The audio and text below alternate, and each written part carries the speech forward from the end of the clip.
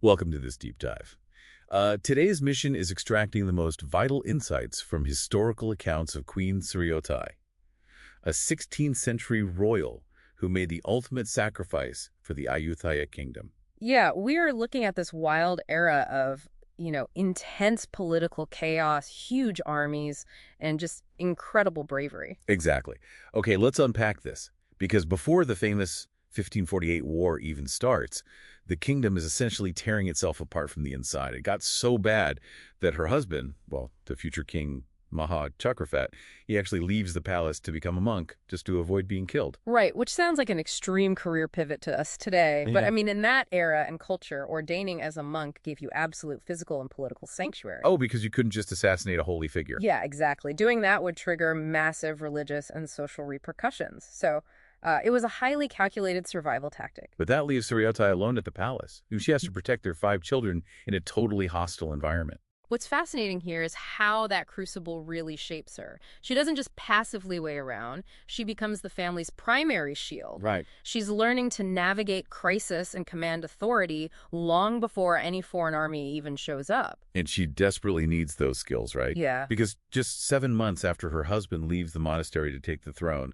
a literal invasion happens. Yeah, King Tabanshwedi of Burma, he marches on Ayutthaya with like 300,000 soldiers. Wow. 300,000, and they come through the Three Pagodas Pass, which I'm assuming is a major strategic choke point. It is, yeah. It's this rugged mountain pass connecting Burma and Siam. I mean, moving 300,000 troops through a jungle corridor is a total logistical nightmare. I bet. A 16th century army of that massive scale just eats through its supply train almost instantly. So there's a ticking clock for the invaders from day one. To counter this, the king rides out to Thungfu Khao Thong to inspect the defensive lines.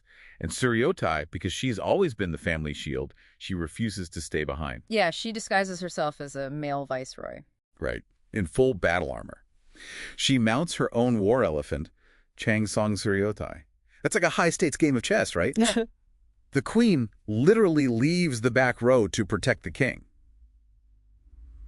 But wait, did anyone actually believe she was a man in the heat of battle? Oh, absolutely. I mean, it was highly tactical. In the total chaos of a 16th century battlefield, soldiers are just reacting to quick visual cues. Like the armor silhouettes and banners? Yeah, and the commander's mounts. By wearing male armor, she wasn't just trying to trick her husband. She was ensuring she wouldn't be dismissed as a civilian liability. That makes sense. It commanded immediate respect from the troops, but it also placed her directly in the crosshairs. Which brings us to the climax, a brutal form of elephant combat called Yathethe. Right. Picture 2 massive, aggressive animals charging at each other while the commanders on their backs try to land strikes. The king ends up in a direct duel with the viceroy of Prom. A powerful regional warlord, right? Yes, leading the Burmese vanguard. But things go wrong. The king's elephant panics and runs away. So I have to play devil's advocate here. Does that make the king look like a coward? Like he just sleaze the duel? Well, you have to remember they're riding wild animals, not vehicles. When an enraged bull elephant decides to turn and run, no human on its back can stop it. Oh. The animal lost its nerve, not the king. But that leaves him totally vulnerable. The viceroy gives chase, ready to deliver a lethal blow. And here's where it gets really interesting. Ayutthaya sees her husband is about to be killed, and she drives her own elephant right between them. She physically forces her elephant to intercept. And because she's wearing that male armor, the viceroy sees a rival commander. Right, not the queen. Yeah, so he attacks with his halberd, which is this massive 2-handed pole weapon with an axe blade.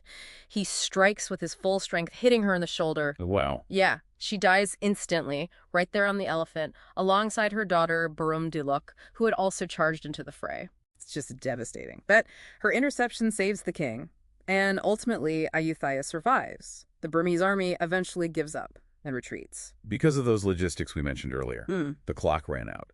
A 300,000-man army requires massive, continuous supply lines. Right. That delayed siege, combined with the fierce defense Ayutthaya helped secure, it entirely broke the Burmese supply chain. So what does this all mean? For you listening right now, it's more than just a historical footnote. It's a masterclass in courage and about recognizing when the old rules no longer apply.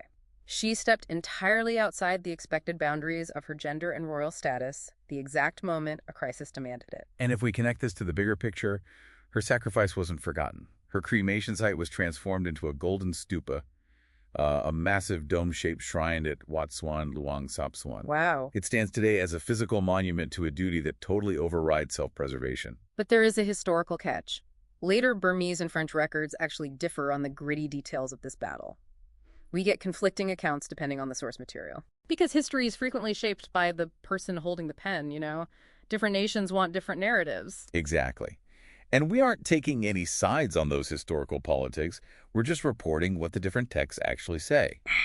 Which leaves you with something to ponder today. Does a legendary symbol of sacrifice lose its power if the exact historical facts vary depending on which country wrote them down? Or does the core truth, stepping up when your people need you most, remain just as strong, regardless of who tells the story?